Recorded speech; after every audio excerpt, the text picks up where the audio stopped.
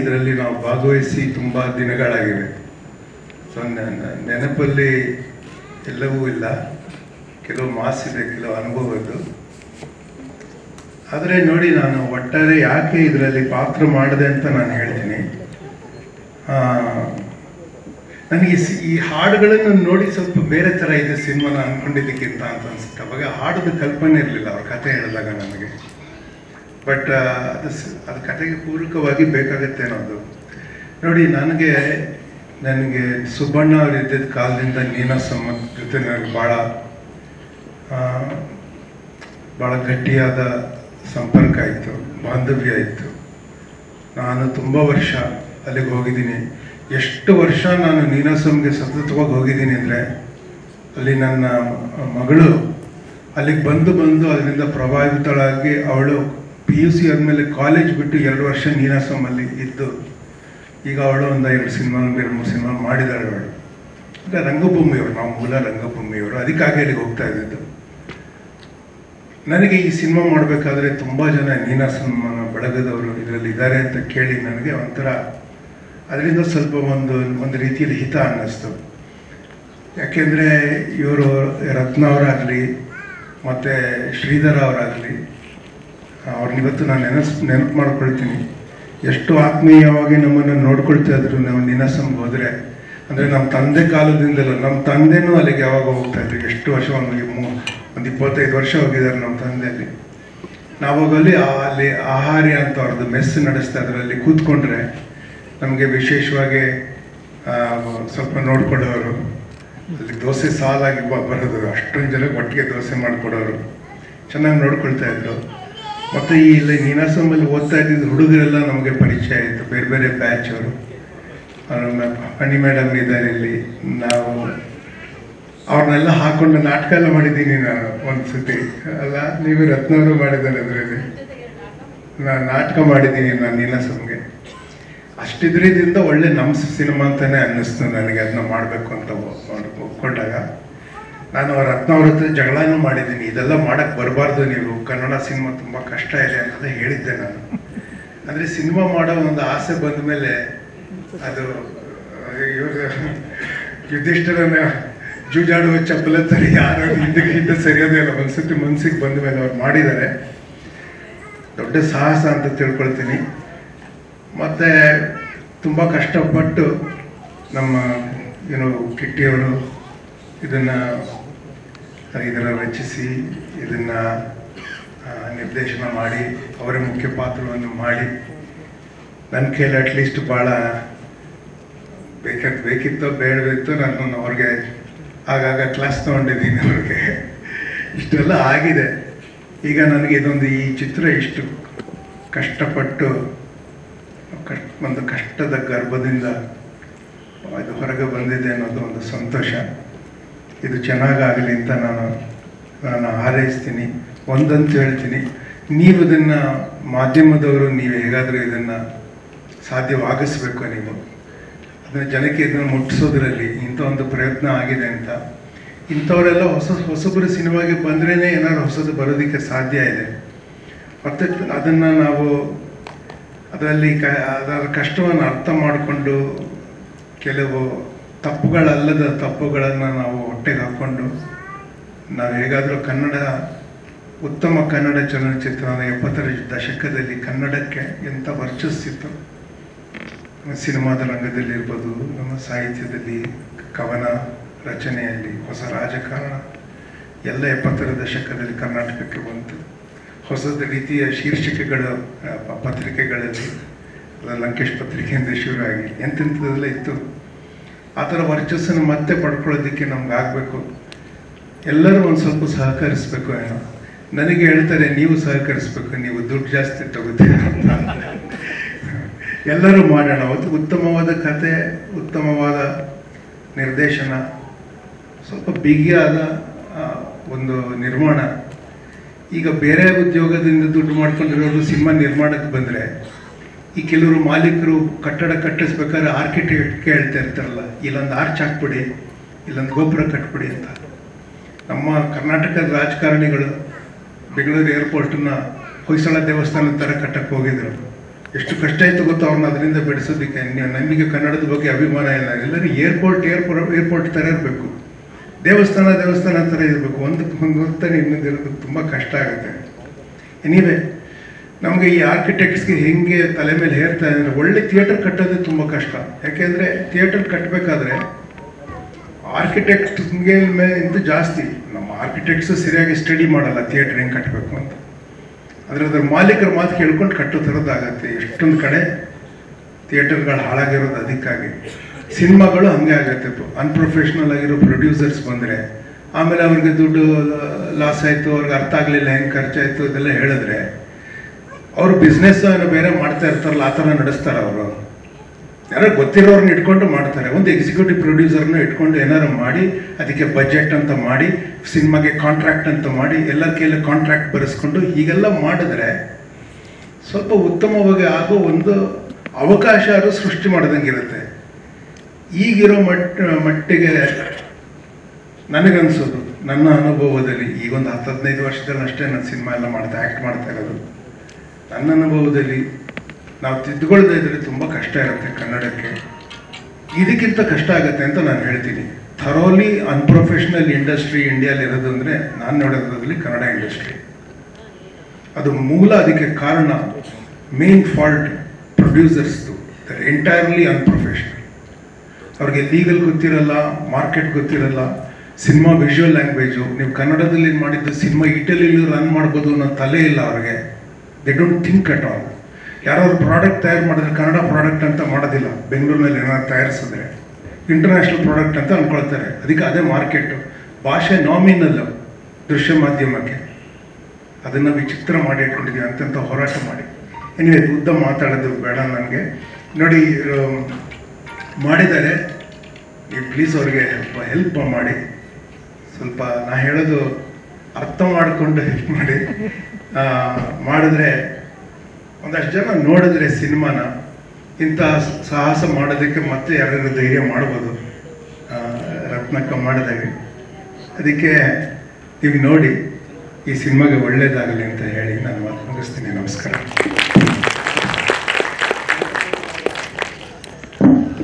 ತುಂಬ ಧನ್ಯವಾದಗಳು.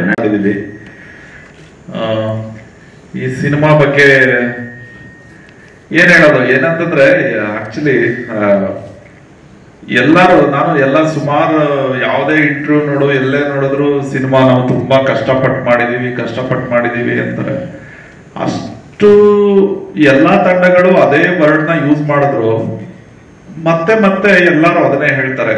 ಆ ಪದ ಕ್ಲೀಶೆ ಅನ್ಸೋದೇ ಇಲ್ಲ. ಯಾಕೆ ಅಂತಂದ್ರೆ ಅದರ ಆ ಕಷ್ಟ ಮತ್ತೆ ಅದರ ಎಫರ್ಟ್ ನ ಪರಿಕಲ್ಪನೆ ನೋಡೋರ್ಗೂ ಇರಲ್ಲ, ಅಥವಾ ತುಂಬಾ ಅಂದ್ರೆ ಆ ಪ್ರೋಸೆಸ್ ಒಳಗಡೆ ಸೇರಿದೆ ಎಲ್ಲ ಬಹುತೇಕ ಯಾರಿಗೂ ಅದು ಗೊತ್ತೇ ಆಗಲ್ಲ. ಸೊ ನಾನು ಒಂದು 2-3 ಪ್ರಾಜೆಕ್ಟ್ ಆ ತರದ ತುಂಬಾ ಹತ್ರದಿಂದ ನಾನು ನೋಡಿ ಅದನ್ನ ವಿಟ್ನೆಸ್ ಮಾಡಿದ್ದೀನಿ. ಅದ್ರ ಬಗ್ಗೆನೆ ಆ ಪ್ರೋಸೆಸ್ ಬಗ್ಗೆ ಒಂದು ಫಿಲಂ ಮಾಡಿದ್ರೆ ಈ ಫಿಲಂಗಳಲ್ಲಿ ಏನೇನು ಕಥೆಗಳು, ಅದ್ಭುತವಾದ ಕಥೆಗಳು ಹೇಳ್ತಾರೆ, ಅದನ್ನೆಲ್ಲ ಮೀರಿದ ಒಂದು ದೊಡ್ಡ ಕಥೆ ಆಗ್ಬೋದು. ಸೊ ಆ ತರದೊಂದು ಎಫರ್ಟ್ ಮತ್ತೆ ಅದು ಬರೀ ಒಂದು ಎಫರ್ಟ್ ಅಥವಾ ಕಷ್ಟ ಅನ್ನೋ ಪದಗಳಲ್ಲಿ ಹೇಳ್ಬಿಡಕ್ಕಾಗಲ್ಲ. ಆ ತರದ ದೊಡ್ಡ ಕೆಲಸ ಆಗಿದೆ. ದೊಡ್ಡ ಕೆಲಸ ಅಂತಂದ್ರೆ ಈಗ ಎಲ್ಲವೂ ತೆರೆ ಮೇಲೆ ಬರದೇ ಇರ್ಬೋದು. ದೊಡ್ಡ ಕೆಲಸ ಅಂದ ತಕ್ಷಣ ದೊಡ್ಡದು ವಿಷಯ ತೆರೆ ಮೇಲೆ ಕಾಣಿಸದೇ ಇರ್ಬೋದು. ಬಟ್ ಅದರ ಹಿಂದೆ ಅಂತೂ ತುಂಬಾ ದೊಡ್ಡ ಪರಿಶ್ರಮ ಇರುತ್ತೆ. ಆ ಪರಿಶ್ರಮನ ತಗೊಂಡು ನಮ್ಮ ಪ್ರೊಡ್ಯೂಸರ್ ಮತ್ತೆ ನಮ್ಮ ನಿರ್ದೇಶಕರು ಇಷ್ಟು ವರ್ಷ ಅದನ್ನ, ಮತ್ತೆ ಎಷ್ಟೋ ಸಿನಿಮಾಗಳು ಒಂದು ಹಂತಕ್ಕೆ ಅನ್ಸ್ಬಿಡುತ್ತೆ, ಓಕೆ ಇಷ್ಟೊಂದು ಒಂದಷ್ಟು ಲೇಟ್ ಆಗಿದೆ, ಇದನ್ನ ನಾವು ಇಲ್ಲ ನಿಲ್ಲಿಸ್ಬಿಡೋಣ ಅನ್ನೋ ಒಂದು ಎನರ್ಜಿ ಡ್ರಾಪ್ ಆಗ್ಬಿಡುತ್ತೆ. ಬಟ್ ಈ ಫಿಲಂನ ಇಲ್ಲಿವರೆಗೂ ತಂದು ಇದನ್ನ ರಿಲೀಸ್ ಮಾಡ್ಲೇಬೇಕು ಅನ್ನೋವರೆಗೆ ಇದು ಬಂದಿರೋದಕ್ಕೆ ಕಾರಣ ಆ ಚಿತ್ರದ ಕತೆ ಮತ್ತೆ ಅದರ ನಿರ್ದೇಶನ. ಅದು ಅದೇ ಇಷ್ಟು ದಿನ ಅದನ್ನ ಉಳಿಸ್ಕೊಂಡು ಈಗ ಎಲ್ಲರಿಗೂ ತೆರೆ ಮೇಲೆ ಬರೋದಕ್ಕೆ ರೆಡಿ ಆಗಿದೆ. ಖಂಡಿತ ಇದು ನಾನು ಕೇಳಿ 4-5 ವರ್ಷ ಆಯ್ತು ಕತೆನ. ಬಟ್ ಈಗಲೂ ಅಷ್ಟು ವರ್ಷದಲ್ಲೂ ಈ ತರದ ಕತೆ ಬಂದಿಲ್ಲ. ಖಂಡಿತ ಆಡಿಯನ್ಸ್ಗೆ ಫ್ರೆಶ್ ಆಗಿ ಇರುತ್ತೆ, ಮತ್ತೆ ಹೊಸತನ ಇದ್ದೇ ಇದೆ. ಹಾಗಾಗಿ ನಮ್ಮ ಬೆಳವಾಡಿ ಸರ್ ಹೇಳ್ದಂಗೆ ಹೌದು, ಒಂದ್ ಸ್ವಲ್ಪ ಎಕ್ಸ್ಟ್ರಾ ಪ್ರೀತಿ ತೋರಿಸಿ ಕೆಲವು ಫಿಲಮ್ಗಳನ್ನ ನೋಡ್ಬೇಕಾಗತ್ತೆ. ಮಾಧ್ಯಮದವರು ಮತ್ತೆ ಎಲ್ಲರಿಗೂ ಒಂದು ಪ್ರೀತಿ ಸ್ವಲ್ಪ ಜಾಸ್ತಿನೇ ಇರಲಿ ಈ ಫಿಲಂ ಬಗ್ಗೆ ಅಂತ ಕೇಳ್ಕೊಳಕ್ ಇಷ್ಟಪಡ್ತೀನಿ. Thank you. ಧನ್ಯವಾದ. ಈಗ ನಮ್ಮ ಧನಲಕ್ಷ್ಮಿ ಮುಖ್ಯ. ಹಾಗೆ ಟ್ರೈಲರ್ ಒಂಥರ ಆಡಿಯನ್ಸ್ ನ ಎಳ್ಕೊಳ್ಳೋ ಅಂತ ಒಂದು ಮೆಟೀರಿಯಲ್ ಆಗ್ಬಿಡುತ್ತೆ. ಸೊ ಇದು ಕೂಡ ಬಹಳ ಅದ್ಭುತವಾಗಿ ಅವರು ಟ್ರೈಲರ್ನ ಮಾಡಿ ಕ್ರಿಯೇಟಿವ್ ಆಗಿ ಎಡಿಟ್ ಮಾಡಿ ಇವತ್ತು ಬಿಡುಗಡೆ ಮಾಡಿದ್ದಾರೆ. ಎಲ್ಲರೂ ಹೇಳಿದಂತೆ ನಾನು ಕೂಡ ಕೋರ್ಕೊಳ್ಳೋದು, ದಯವಿಟ್ಟು ಇದನ್ನ ದೊಡ್ಡದಾಗಿ ಪ್ರಚಾರ ಮಾಡಿ ಈ ಮೂವಿ ಬಿಡುಗಡೆ ಆಗಿ ಒಂದು ಸಕ್ಸಸ್ ಕಾಣಲಿ ಅಂತ ನಾನು ಹೇಳ್ತೀನಿ. Thank you so much. ಧನ್ಯವಾದ. ತಂತ್ರಜ್ಞರಿಗೆ ಗೌರವ ಸೂಚಿಸಿದಂತಹ ಲಾವಂತಿ ಅವರಿಗೆ ಕೃತಜ್ಞತೆ. ಅದೇ ರೀತಿ ಸ್ಪಂದನ ಅವರು ಒಂದೆರಡು ಮಾತು. ಎಲ್ರಿಗೂ ನಮಸ್ಕಾರ. ಟ್ರೈಲರ್ ಬಿಡುಗಡೆ ಆಗಿರೋ ಒಂದು ಈ ಸಮಾರಂಭಕ್ಕೆ ನನ್ನ ನೀನಾಸಂ ಬಳಗದ ತುಂಬಾ ಜನ ಬಂದಿದ್ದಾರೆ. ನನ್ಗದೊಂದು ತುಂಬಾ ಖುಷಿ. ಬರ್ತಿದಂಗೆ ಅವ್ರನ್ನೆಲ್ಲ ನೋಡಿ ತುಂಬಾ ಖುಷಿ ಆಯ್ತು. Thank you so much. ಇಲ್ಲಿ ಬಂದಿರೋ ಎಲ್ಲ ಗಣ್ಯರಿಗೂ ಕೂಡ ಥ್ಯಾಂಕ್ ಯು ಸೋ ಮಚ್. ಈ ಸಿನಿಮಾದಲ್ಲಿ ನಾನು ಭಾಗಿಯಾಗಿದ್ದೀನಿ ಅಂತ ಹೇಳೋದಕ್ಕೆ ಹೆಮ್ಮೆ, ಖುಷಿ ಅನ್ಸುತ್ತೆ. ಇದಕ್ಕೆ ಕಾರಣ ಆಗಿರುವಂತ ನಿರ್ಮಾಪಕರಿಗೆ, ನಿರ್ದೇಶಕರಿಗೆ, ನನ್ನ ಸಹ ಕಲಾವಿದರೆಲ್ಲರಿಗೂ ಕೂಡ ಥ್ಯಾಂಕ್ಸ್ ಹೇಳೋದಕ್ಕೆ ಇಷ್ಟಪಡ್ತೀನಿ. ಪ್ರಕಾಶ್ ಬೆಳವಡಿ ಸರ್ ಜೊತೆ ನಾನು ಇದು 2ನೇ ಸಿನಿಮಾ ಮಾಡಿರೋದು. ಸೊ ಅವರೊಂಥರ ಜ್ಞಾನ ಭಂಡಾರ ಅಂತಾನೆ ಹೇಳ್ಬೋದು.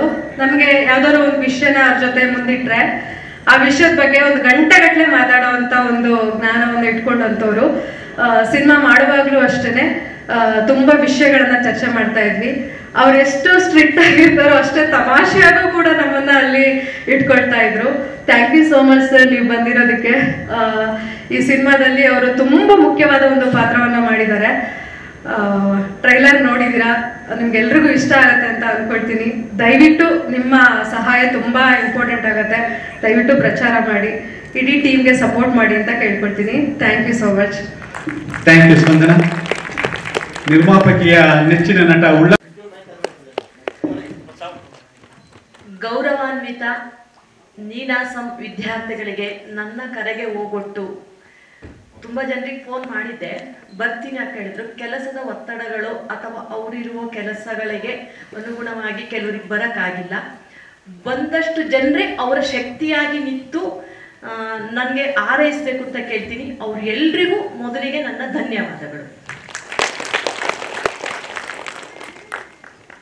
ಮತ್ತೆ ನಮ್ಮ ಮಾಸ್ಟರ್ಗಳಲ್ಲಿ ನಮ್ಮ ನೀನಾಸಂನ ಬೆಳಗಿನ ಕ್ಲಾಸು ಶುರುವಾಗೋದೇ ಪಣಿ ಮೇಡಮ್ಮಿಂದ, ಪಣಿಯಮ್ಮ ಮೇಡಮ್ ಕೋಲಾಟ ಹಾಡು ಅಲ್ಲಿಂದ ಶುರುವಾಗುತ್ತೆ. ಅಲ್ಲಿಂದ ನನ್ನ ಮೇಲೇನೆ ಹಾಡು ಹೇಳಿಸ್ತಿದ್ರು ಮಕ್ಳ ಕೈಲಿ.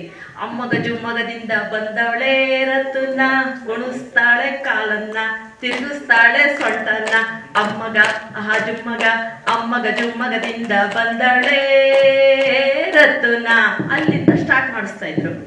ನಮ್ಗಿದು ನಿತ್ಯದ ದಿನಚರಿ. ನೀನಾಸಂ ರಂಗ ಶಿಕ್ಷಣ ಅದರಿಂದ ನಾವು ನನಗೆ ಜೀವನ ಮತ್ತೆ ಇದು ಎರಡನ್ನೂ ಕೊಟ್ಟಿದೆ. ಅಲ್ಲಿ ನೀನಾಸಂ ಬದುಕು ಮತ್ತೆ ಜೀವನದ ಒಂದು ಪಯಣ ಹೇಗೆ ನಡೆಸ್ಕೋಬೇಕು, ಹೇಗಿರಬೇಕು, ಹೇಗೆ ಕಲಿಬೇಕು. ನಾನಿವತ್ತು ಜಂಬೆ ಸರ್ ಅವರು ನಿನ್ನೆ ಒಂದು ಸ್ವಲ್ಪ ಸಣ್ಣ ಒಂದು ಅಚಾನಕ ಇದರಿಂದ ಅವ್ರಿಗೆ ಬರೋಕ್ಕಾಗಿಲ್ಲ. ಅವರಿವತ್ತು ಈ ವೇದಿಕೆ ಮೇಲೆ ಇರ್ತಾ ಇದ್ರು, ಬರೋಕ್ಕಾಗಿಲ್ಲ. ಮತ್ತೊಬ್ರು ಐತಾಳ್ ಸರ್ ಅಂತ, ಅವರಿಗೂ ಬೇರೆ ಕಾರಣಾಂತರದಿಂದ ಬರೋಕ್ಕಾಗಿಲ್ಲ. ಅವರೆಲ್ಲರೂ ನಾನಿಲ್ಲಿ ಸ್ಮರಿಸ್ಕೊಳ್ತಾ ಇದ್ದೀನಿ. ನಮ್ಮ ನೀನಾಸಂನ ಎಲ್ಲ ವಿದ್ಯಾರ್ಥಿಗಳು, ನಾನು 18 ವರ್ಷ 1992-93 ದರ್ಶನ್ ಅವರು ನಮಗೆ 2ನೇ ಬ್ಯಾಚು, ಫಸ್ಟ್ ಬ್ಯಾಚ್ ದರ್ಶನ್ ಅವರು. ಅಲ್ಲಿಂದ ಶುರುವಾಗಿದ್ದು 2011-12 ನೀನಾಸಂ ಕಿಟ್ಟಿ, ಅಲ್ಲಿಗೆ ಎಂಡ್ ನಾವು ನೀನಾಸಂನ ಬಿಟ್ಟು ಹೊರಗಡೆ ಬಂದ್ವಿ. ಎಲ್ಲ ವಿದ್ಯಾರ್ಥಿಗಳಿಗೂ ನಾನು ಒಂದು ಊಟ ಬಡಿಸಿ ಇವತ್ತು ರತ್ನಕ್ಕನ ಹೆಸರು ಅಥವಾ ನೀನಾಸಮ್ಮನ ಹೆಸರು ಅದು ನನ್ನನ್ನು ಇವತ್ತು ಎಲ್ಲಿಗೋ ತಗೊಂಡೋಗಿ ನಿಲ್ಲಿಸಿದೆ. ಮುಂದೆ ನೀವು ನಿಲ್ಲಿಸ್ಬೇಕು ನನ್ನನ್ನು ಅಂತ ನಾನು ಈ ಮೂಲಕ ಎಲ್ಲರನ್ನೂ ಕೇಳ್ಕೊತಾ, ನನಗೆ ನೆಚ್ಚಿನ ಸಹಕಾರ ಕೊಡಬೇಕಾದಂಥ ಮಾಧ್ಯಮ ಮಿತ್ರರು, ಇವತ್ತು ಯೂಟ್ಯೂಬ್ ಚಾನಲ್ ಇರ್ಬೋದು, ಫೇಸ್ಬುಕ್, ಏನೋ ನನಗೆ ಅದೆಲ್ಲ ಹೇಳಕ್ಕೆ ಬರಲ್ಲ, ನನಗದೆಲ್ಲ ಗೊತ್ತೂ ಇಲ್ಲ. ನೀವು ನನಗೆ ದೊಡ್ಡ ಮಟ್ಟದ ಸಹಕಾರವನ್ನು ಕೊಟ್ಟು ಈ ಘೋರ ಸಿನಿಮಾ ಹೊಸ ನಿರ್ದೇಶಕರ ಜೊತೆಗೆ ಹೊಸ ನಿರ್ಮಾಪಕರು ನಿಂತ್ಕೊಂಡು ಸಿನಿಮಾ ಮಾಡಿದ್ದಾರೆ. ಅದ್ರ ಜೊತೆಗೆ ನನಗೆ ಪ್ರಕಾಶ್ ಬೆಳವಡಿ ಸರ್ ಜೊತೆಗೆ ನೀನಾಸಮ್ಮಲ್ಲಿ ನಾನು ಅವ್ರ ಜೊತೆಗೆ 2 ನಾಟಕ ಮಾಡಿದ್ದೀನಿ. 2 ಜಡೆ ಹಾಕಿಸಿ ನನಗೆ ನಾಟಕ ಮಾಡಿಸಿದ್ದಾರೆ. ಒಟ್ಟು ನಾನು 8 ನಾಟಕ ಮಾಡಿದ್ದೀನಿ. ಅದರಲ್ಲಿ ನನಗೆ ಪ್ರಕಾಶ್ ಬೆಳವಡಿ ಸರ್ ಜೊತೆಗೆ 2 ನಾಟಕ ಮಾಡಿದ್ದೀನಿ. ಅವರ ತಂದೆ ಸರ್ ಅಪ್ಪನ Nani sir, makeup Nani sir ಅಂತ ಅವರ ಒಟ್ಟು ನಂಗೆ ಟೋಟಲಿ ನಂಗೆ ನೀನಾಸಮ್ಮಿನ ಒಂದಿಷ್ಟು ನನಗೆ ಅದು ಹೇಳ್ಕೊಳ್ಳೋದಕ್ಕೆ ಇಷ್ಟು ಉದ್ದ ಇದೆ, ಆದರೆ ಸಮಯ ಇಲ್ಲ. ಎಲ್ಲರೂ ಮನು ಚಕ್ರವರ್ತಿ ಇರ್ಬೋದು, ದೀಪಾ ಮೇಡಮು, ಶ್ರೀಧರ್ ಸರ್, ನೀನಾಸಮ್, ಕೆ ವಿ ಸುಬ್ಬಣ್ಣ, ಅದೆಲ್ಲದನ್ನು ನಾನು ಸ್ಮರಿಸ್ಕೋತಾ ಇವತ್ತು ನೀನಾಸಮ್ಗೆ ನಾನೊಂದು ದೊಡ್ಡ ಆಭಾರಿಯಾಗಿ ಎಲ್ಲರನ್ನೂ ಕೇಳ್ಕೊತಾ ಇದ್ದೀನಿ. ನೀನಾಸಮ್ಮಿನ ಹಿತೈಷಿಗಳು, ಸಂಬಂಧಿಗಳು, ರಂಗ ಅಂದರೆ ನೀನಾಸಮ್ ಒಂದೇ ರಂಗ ಶಿಕ್ಷಣ ತರಬೇತಿ ಅಂದರೆ ಎಲ್ಲದೂ ಬಂತು. ಎಲ್ಲರೂ ನನಗೆ ಸಪೋರ್ಟ್ ಮಾಡಬೇಕು. ಈ ಮೂಲಕ ಎಲ್ಲರ ಹತ್ರನೂ ಕೇಳ್ಕೊತಾ ಹೀಗೆ ಸಿನಿಮಾ ರಿಲೀಸ್ ಮಾಡಬೇಕು ಅಂತ ಅಂದ್ಕೊಂಡು ಬಂದಾಗ ನನಗೆ ದೊಡ್ಡ ಸವಾಲಾಗಿ ನಿಂತಿದ್ದು ಡಿಸ್ಟ್ರಿಬ್ಯೂಷನ್. ಅದು ಕನ್ನಡದಲ್ಲಿ ಏನು ಹೇಳ್ತಾರೋ ಗೊತ್ತಿಲ್ಲ ನನಗೆ, ಇಂಗ್ಲೀಷಲ್ಲಿ ವಿತರಕರು. ಅದು ಬಂದಾಗ ನಾನು ಎಲ್ಲಿಗೆ ಹೋಗ್ಬೇಕು, ಏನು ಮಾಡಬೇಕು ಅಂತ ನನಗೆ ಬಂದಾಗ ಕಷ್ಟ ಸಾಧ್ಯ ಅಂತ ಅನ್ನಿಸ್ತು. ಹೇಳ್ಬಿಟ್ಟೆ ನಾನು ಡೈರೆಕ್ಟರ್ ಹತ್ರ, ಇಲ್ಲ ನನಗೆ ಆಗಲ್ಲ, ನಾನು ಮನೆಗೆ ಹೋಗ್ತೀನಿ ಅಂತ. ಹಂಗೆ ಹೇಳಿ ನಾನು ಮನೆಗೆ ಹೋಗ್ತೀನಿ ಅಂತ ಎಲ್ಲ ನಾವು ರೆಡಿ ಮಾಡ್ಕೊಂಡು ನನ್ನ ಮಗನ ಹತ್ರ ಮಾತಾಡಿದೆ. ಈ ಕ್ಷಣದಲ್ಲಿ ನಮ್ಮ ಮನೆಯವರು ಒಂದು 2 ನಿಮಿಷ ನಾನು ಸ್ಮರಿಸ್ಕೋತೀನಿ. ಶ್ರೀಧರ್ ಅಂತ ನಮ್ಮ ಮನೆಯವರು, ಅವ್ರು ಇದ್ದಿದ್ರೆ ನನಗೆ ಇಷ್ಟು ಕಷ್ಟ ಆಗ್ತಿರ್ಲಿಲ್ವೇನೋ ಅಂತ ದಿನ ಕೊರಗಿ ಸ್ವಲ್ಪ ನನಗೆ ಒಂದು ಸ್ವಲ್ಪ ಮಾನಸಿಕವಾಗಿ ಸ್ವಲ್ಪ ತುಂಬ ಡಿಸ್ಟರ್ಬ್ ಆದೆ. ಆ ಸಮಯದಲ್ಲಿ ನನ್ನ ಮಗ, ನನ್ನ ಕುಟುಂಬ ಅಂದರೆ ನನ್ನ ಇಡೀ ಕುಟುಂಬದವರು ನನ್ನ ಜೊತೆಗೆ ನಿಂತ್ಕೊಂಡು, ಇಲ್ಲ ಅಮ್ಮ ಏನಾದರೂ ಮಾಡೋಣ, ಇದರಿಂದ ನೀನು ಹೊರಗೆ ಬರಬೇಕು ಅಂತ ನನ್ನ ಕುಟುಂಬದವರು, ನನ್ನ ಮಗ ಅಂತ ಇವತ್ತು ಎಷ್ಟು ಹೇಳಿದ್ರೂ ಸಾಕಾಗೋದಿಲ್ಲ. ನನ್ನ ಮಗ ನನಗೆ ಬೆನ್ನೆಲ್ಲಿ ಬಾಯಿ ನಿಂತ್ಕೊಂಡ. ಆಮೇಲೆ ನಾನು ಮಾತಾಡ್ತಾ ಡೈರೆಕ್ಟರ್ ಜೊತೆ ನಾನು ಮಾತಾಡಿದಾಗ, ಅಕ್ಕ ಮಾಡೋಣ ಅಕ್ಕ, ಹೆದರಬೇಡಿ ಅಕ್ಕ, ಮಾಡೋಣ ಅಕ್ಕ ಅಂತ ತುಂಬ ನನಗೆ ಧೈರ್ಯವನ್ನು ತುಂಬಿದವರು ಡೈರೆಕ್ಟ್ರು. ಇವತ್ತು ನೀನಾಸಮ್ಮಲ್ಲಿ ಊಟ ಹಾಕಿದೆ ಆದ್ರೂ ಎಲ್ಲದೂ ಅವರು ನನಗೆ ಧೈರ್ಯ ತುಂಬಿ ಇದು ಮಾಡೋದು.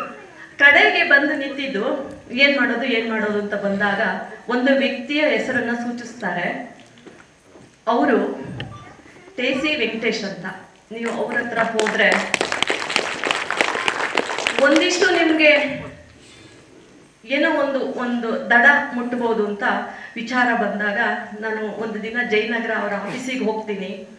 ಆಫೀಸಿಗೆ ಹೋಗಿ ಮಾತಾಡಿದಾಗ ನನ್ನ ಕಷ್ಟಗಳನ್ನೆಲ್ಲದನ್ನು ಅವರಿಗೆ ಸವಿಸ್ತಾರವಾಗಿ ಫೋನಲ್ಲೆಲ್ಲ ಮಾತಾಡಿರ್ತೀನಿ. ಕೇಳ್ಕೊಂಡಾಗ ಅವರು ಆಯ್ತು ಅಕ್ಕ, ಬಂದಿದ್ದೀರಾ ಮಾಡೋಣ ಅಂತ ನನಗೆ ಧೈರ್ಯ ತುಂಬಿದಂಥ ವ್ಯಕ್ತಿ ಟೇಸಿ ವೆಂಕಟೇಶ್ ಅವರು.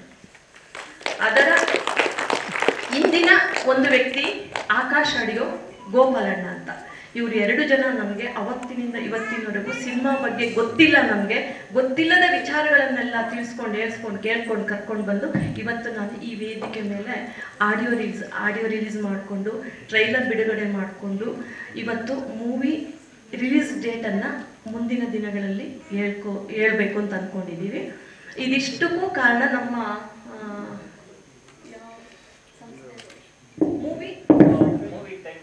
ಮೂವಿ ಟೈಮ್ ಡಿಸ್ಟ್ರಿಬ್ಯೂಟರ್ಸ್ ಅವರ ಇದರಲ್ಲಿ ನಾವು ಇದು ಮಾಡ್ತಾ ಇದ್ದೀವಿ. ಆರ್ಟ್ ಆ್ಯಂಡ್ ಆಡಿಯನ್ಸ್ ಟೇಸಿ ವೆಂಕಟೇಶ್ ಅವರ ನಮ್ಮ ಸಹಭಾಗಿತ್ವದೊಂದಿಗೆ ಮುಂದಿನ ದಿನಗಳಲ್ಲಿ ತೆರೆಗೆ ಬರುತ್ತೆ. ಎಲ್ಲರೂ ನೋಡಿ ಆರೈಸಿ. ಪ್ರತ್ಯಕ್ಷವಾಗಿ ಪರೋಕ್ಷವಾಗಿ ಎಲ್ಲರೂ ಸಹಕರಿಸಿದ ನನಗೆಲ್ರಿಗೂ ಧನ್ಯವಾದ ಹೇಳ್ತಾ ಇದ್ದೀನಿ. ಎಲ್ಲರೂ ಸಪೋರ್ಟ್ ಮಾಡಿ ನನಗೆ ಹೆಚ್ಚಿನದಾಗಿ ನನ್ನನ್ನು ತಲುಪಿಸ್ಬೇಕಾದ ಜಾಗ ಮಾಧ್ಯಮ ಮಿತ್ರರ ಕೈಲಿದೆ. ಮಾಧ್ಯಮ ಮಿತ್ರರವರು ನನ್ನನ್ನು ವೆಂಕಟೇಶ್ ಅಣ್ಣ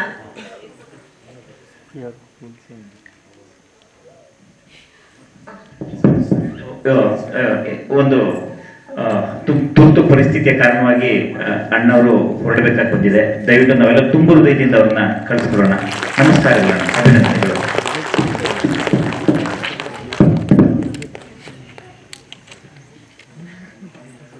ಮಿಥುನ್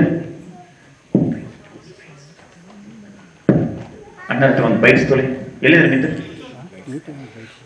ಬನ್ನಿ ಬನ್ನಿ ಬನ್ನಿ ಬನ್ನಿ.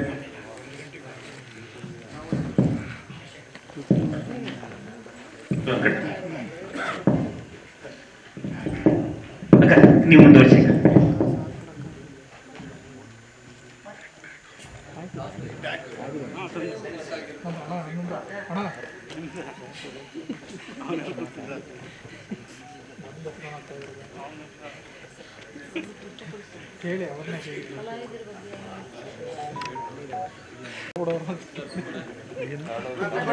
ನಮ್ಮ ಡಿಸ್ಟ್ರಿಬ್ಯೂಟ್ರು ಕಡೆಯಿಂದ AC ವೆಂಕಟೇಶ್ ಅವರು ನಮಗೆ ಅದರ ಮಾರ್ಗದರ್ಶನದಲ್ಲಿ ನಾವು ಹೋಗ್ತಾ ಇದ್ದೀವಿ. ಅದು ಮುಂದಿನ ದಿನದಲ್ಲಿ ಗೊತ್ತಾಗುತ್ತೆ. ನೀವೆಲ್ಲರೂ ಮಾಧ್ಯಮದವರು ನನಗೆ ಸಪೋರ್ಟ್ ಮಾಡಬೇಕು. ದೊಡ್ಡ ದೊಡ್ಡ ಅಕ್ಷರಗಳಲ್ಲಿ ದೊಡ್ಡ ದೊಡ್ಡ ಪೇಜ್ ಹಾಕಿ ದಯವಿಟ್ಟು ಸಹಕರಿಸಿ. Thank you. ನಮ್ಮ ಈ ಆಕ್ಚುಲಿ ಮೊದಲಿಗೆ ಟ್ರೇಲರ್ ಬಿಡುಗಡೆ ಕಾರ್ಯಕ್ರಮಕ್ಕೆ ಆಗಮಿಸಿದ ನನ್ನ ಎಲ್ಲ ಹಿರಿಯ ಚೇತನ ಜೀವಗಳಿಗೆ ನನ್ನ ಅನಂತ ನಮಸ್ಕಾರಗಳನ್ನು ಸಲ್ಲಿಸ್ತೀನಿ. ನನ್ನ ಎಲ್ಲ ಸ್ನೇಹಿತರು, ಮಾಧ್ಯಮ ಮಿತ್ರರಿಗೆ ನಮಸ್ಕಾರಗಳನ್ನು ಸಲ್ಲಿಸ್ತೀನಿ. ಆಕ್ಚುಲಿ ನಾವು ಟ್ರೇಲರ್ ಬಿಡುಗಡೆ ಮಾಡಬೇಕು ಅಂತ ಬಂದಾಗ ಒಂದು ಕಾನ್ಸೆಪ್ಟ್ ಇಟ್ಕೊಂಡ್ವಿ. ಈಗ ಇಡೀ ಒಂದು ಬಹುತೇಕ ನೀನಾಸಂ ತಂಡದವರೇ ಸೇರ್ಕೊಂಡು ಒಂದು ಸಿನಿಮಾ ಮಾಡ್ತಾ ಇದೀವಿ ಅಂತಂದಾಗ ಈ ಟ್ರೇಲರ್ ಬಿಡುಗಡೆಯ ಕಾರ್ಯಕ್ರಮವೂ ಕೂಡ ನೀನಾಸಂ ಪ್ರತಿಭೆಗಳ ಸಮ್ಮುಖದಲ್ಲಿ ಟ್ರೇಲರ್ ಬಿಡುಗಡೆ ಅಂತಕ್ಕಂಥ ಒಂದು ಕಾನ್ಸೆಪ್ಟ್ ಇಟ್ಕೊಂಡು ಮಾಡೋಣ ಅಂತೇಳಿ ನಾವು ಇದನ್ನ ಒಂದು ಮಾತಾಡ್ಕೊಂಡ್ವಿ. ಆದ್ರೆ ದುರದೃಷ್ಟವಶಾತ್ ನಿನ್ನೆ ನಮ್ಮ ನೀನಾಸಂನ ಒಂದು ಹಿರಿಯ ಜೀವ ತೀರ್ಕೊಂಡ್ಬಿಟ್ರು. ಹೀಗಾಗಿ ನಮ್ಮ ಅಷ್ಟೂ ಗುರುಗಳು ಎಲ್ಲರೂ ಒಂದು ಹೆಚ್ಚು ಕಡಿಮೆ ಒಂದು 60ರಿಂದ 70 ಜನ ನಮ್ಮ ನೀನಾಸಂ ತಂಡದವರು ಇವತ್ತು ಬರಬೇಕಾಗಿತ್ತು. ಅದಕ್ಕೋಸ್ಕರನೇ ಇದೊಂದು ದೊಡ್ಡ ಈ ಸಭೆಯನ್ನ ನಾವು ನಿಯೋಜಿಸಿದ್ವಿ. ಅದು ಎಲ್ಲ ಆಗೋಗಿತ್ತು. ಅದು ಏನು ಮಾಡೋಕ್ಕಾಗಲ್ಲ, ಆ ಥರದೊಂದು ವಾತಾವರಣ ಕ್ರಿಯೇಟ್ ಆಗೋಯ್ತು. ಇದರ ಮೂಲ ಉದ್ದೇಶವೇ ನೀನಾಸಂ ರಂಗಭೂಮಿ ಪ್ರತಿಭೆಗಳ ಸಮ್ಮುಖದಲ್ಲಿ ಒಂದು ಟ್ರೇಲರ್ ಬಿಡುಗಡೆ ಅಂತಕ್ಕಂಥದ್ದೇ ಕಾನ್ಸೆಪ್ಟ್. ಇದರ ಜೊತೆಗೆ ಕೇವಲ ನೀನಾಸಂ ಅಷ್ಟೇ ಅಲ್ಲ, ಎಲ್ಲ ಸಕಲ ರಂಗಭೂಮಿಯ ಏನು ರಂಗಕರ್ಮಿಗಳಿದ್ದಾರೆ ಅವರ ಸಮ್ಮುಖ ಅಂತಕ್ಕಂಥದ್ದು ಒಂದು ಮೂಲ ಉದ್ದೇಶ. ಹಂಗನ್ಬಿಟ್ಟು ನಾವು ರಂಗಾಯಣ ಬೇರೆ, ಅಭಿನಯ ತರಂಗ ಬೇರೆ, ಸಮಷ್ಟಿ, ಈ ತರ ನಾನಾ ತರದ ಒಂದಷ್ಟು ಇದಾವಲ್ಲ, ಅದು ಬೇರೆ ಇದು ಬೇರೆ ಅಂತ ವಿಂಗಡಿಸ್ತಾ ಇಲ್ಲ. ಅವರು ರಂಗಭೂಮಿ ಮತ್ತು ಚಲನಚಿತ್ರ ರಂಗದ ಹಿರಿಯರ ಸಮ್ಮುಖದಲ್ಲಿ ಮಾಡೋಣ ಅಂತೇಳಿ ಮಾಡ್ಕೊಂಡಿದ್ವಿ. ಟ್ರೇಲರ್ನ ನೀವು ನೋಡಿದಿರಿ. ಸಿನಿಮಾ ಬಗ್ಗೆ ನಾವು ಹೆಚ್ಚು ಮಾತಾಡಬೇಕಾಗಲ್ಲ. ಇನ್ನೇನಿದ್ರು ಪ್ರೇಕ್ಷಕರು ಮಾತಾಡಬೇಕು. ಪ್ರೇಕ್ಷಕರು ಮಾತಾಡುವಂಗೆ ಮಾಡಬೇಕಾದಂತಹ ಒಂದು ಕೆಲಸವನ್ನ, ಸಹಾಯವನ್ನ ನೀವು ಮಾಧ್ಯಮ ಮಿತ್ರರು ಮಾಡ್ಕೊಡ್ಬೇಕು. ಒಂದು ನಾನು ಪ್ರಾಮಾಣಿಕವಾಗಿ ಹೇಳ್ತೀನಿ, ಸಹಜವಾಗಿ ಯಾರೇ ಸಿನಿಮಾ ಮಾಡ್ಲಿ, ನಾವು ಸಿನಿಮಾ ತುಂಬಾ ಚೆನ್ನಾಗಿ ಮಾಡಿದೀವಿ, ಅಥವಾ ಏನಾಗಿದೆ ತುಂಬಾ ಕಷ್ಟಪಟ್ಟು ಮಾಡಿದೀವಿ, ಇದನ್ನ ಜನಗಳಿಗೆ ತಲುಪಿಸಿ ನಮ್ಗೆ ಏನಾದ್ರು ನಿಮ್ಮ ಸಹಕಾರ ಬೇಕು, ಸಹಜವಾಗಿ ಎಲ್ಲರೂ ಹೇಳ್ತೀವಿ. ಅದರ ಜೊತೆಗೆ ನಾನು ಪ್ರಾಮಾಣಿಕವಾಗಿ ಹೇಳ್ತೀನಿ, ಇದನ್ನ ನೀವು ಅಂದ್ರೆ ಮಾಧ್ಯಮ ಮಿತ್ರರು ಧೈರ್ಯವಾಗಿ ಜನತೆಗೆ ತಲುಪಿಸ್ತಕ್ಕಂಥ ಕೆಲಸವನ್ನ ಮಾಡ್ಬೋದು ಅಂತ ನಾನು ಪ್ರಾಮಾಣಿಕವಾದ ಒಂದು ಹೆಮ್ಮೆಯಿಂದ ಹೇಳ್ಕೊತೀನಿ. ಯಾಕೆಂದ್ರೆ ಹೆತ್ತವ್ರಿಗೆ ಹೆಗಣ ಬುದ್ಧು ಅಂತ ಹೇಳ್ತಾರೆ. ನಾವು ರಂಗಭೂಮಿಯ ಸ್ವಲ್ಪ ನೆಲೆಗಟ್ಟಿನಿಂದ ಬಂದವರಾಗಿರ್ತಕ್ಕಂಥದ್ದಾಗಿರೋದ್ರಿಂದ ಅದನ್ನ ಮೀರಿ ನಾವು ನಮ್ಮದೆಲ್ಲ ಸಿನಿಮಾ ಒಬ್ಬ ಆಡಿಯನ್ಸ್ ಆಗಿ ನೋಡಿದಾಗ ಓಕೆ, ಈ ಸಿನಿಮಾದಲ್ಲಿ ಈಗ ನಾವು ಅಧಿಕೃತವಾಗಿ ನಾವು ಆಡಿಯನ್ಸ್ ಪ್ರೇಕ್ಷಕರ ಎದುರು ಹೋಗ್ಬೋದು ಅಂತಕ್ಕಂಥ ಒಂದು ಪ್ರಾಮಾಣಿಕವಾದ ಆತ್ಮವಿಶ್ವಾಸ ಬಂದ ಮೇಲೆನೆ ನಾವು ಈ ಪ್ರೊಸೆಸ್ ಅನ್ನ ಮಾಡ್ಲಿಕ್ಕೆ ಸಾಧ್ಯವಾಗಿದ್ದು. ಇಷ್ಟು ಮಾತ್ರ ಹೇಳ್ತೀನಿ. ದಯವಿಟ್ಟು ಮಿಕ್ಕಿದ ಕೆಲಸ ನಮ್ಮ ಮಾಧ್ಯಮ ಮಿತ್ರರು, ನೀವು ನಮ್ಮನ್ನ ಬೆಳೆಸ್ಬೇಕು, ನೀವು ದಾರಿ ತೋರಿಸ್ಬೇಕು ಅಂತ ನಾನು ಪ್ರಾಮಾಣಿಕವಾಗಿ ಕೇಳ್ಕೊತೀನಿ. ನಮಸ್ಕಾರಗಳನ್ನ. ಏನಾದ್ರು ಕೇಳದಿದ್ರೆ ಹೇಳ್ಬಿಡ್ಲಣ್ಣ, ಮುಂದೆ ಹೋಗಿ. ಹಣ ಸಾಧ್ಯತೆಗಳಿದೆ, ಗೊತ್ತಿಲ್ಲ. ಬಹುಶಃ ಆಗಸ್ಟ್ ತಿಂಗಳಲ್ಲಿ ಅಂತ ಅಂದ್ಕೊಂಡಿದ್ವಿ. ಅದನ್ನ ಅಣ್ಣ ಹೇಳ್ತಾರೆ, ಅಣ್ಣ ಅವರು ಎಲ್ಲ ಅದಕ್ಕೆ ತಕ್ಕಂತ ಇದು ವಿಚಾರಗಳನ್ನ ಕೊಡ್ತಾರೆ.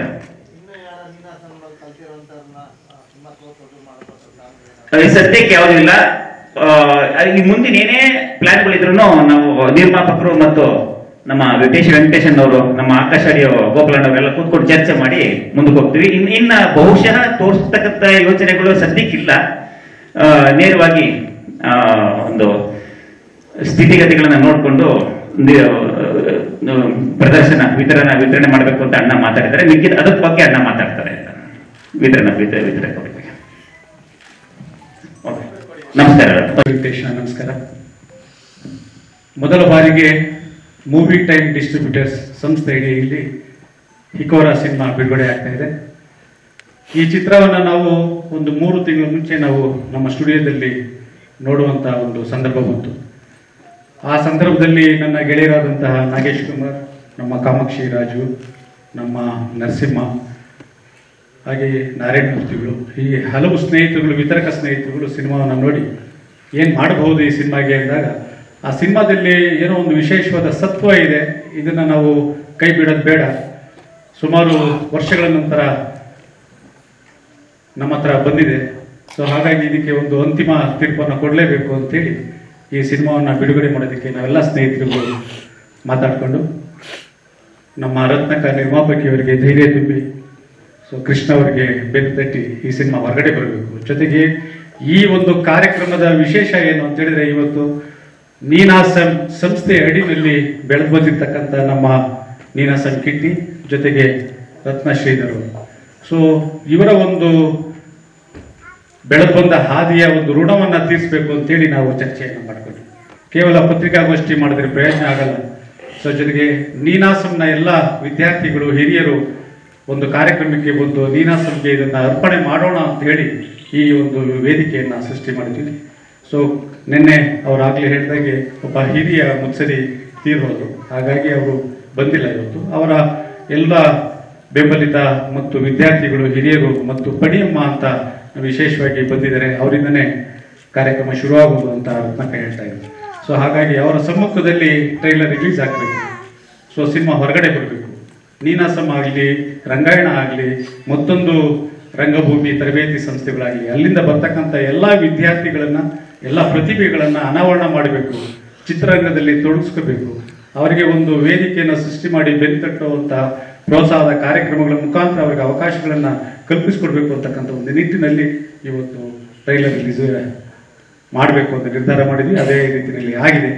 ಸೊ ಈ ಚಿತ್ರ ಈಗ ಬರುವ 8ನೇ ತಾರೀಕಿಂದ ಇದರ ಪ್ರಚಾರ ಶುರುವಾಗುತ್ತೆ.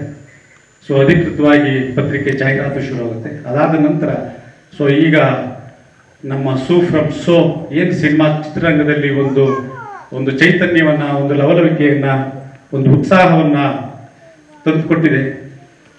ಸೊ ಅದೇ ರೀತಿ ಬರುವಂತ ಹೊಸ ನಿರ್ದೇಶಕರ, ನಿರ್ಮಾಪಕರ ಸಿನಿಮಾಗಳು ಹೆಚ್ಚು ಹೆಚ್ಚು ಮಹತ್ವ ಪಡೀಲಿ, ಜನರನ್ನ ಆಕರ್ಷಿಸಲಿ ಅಂತ ಕೇಳ್ಕೊತಾ, ಅದೇ ರೀತಿಯಲ್ಲಿ ನಮ್ಮ ಹಿಕೋರಾ ತನಕ ಸಾಗಲಿ, ತಮ್ಮ ಎಲ್ಲ ಶ್ರಮಕ್ಕೂ ಇದಾಗಲಿ.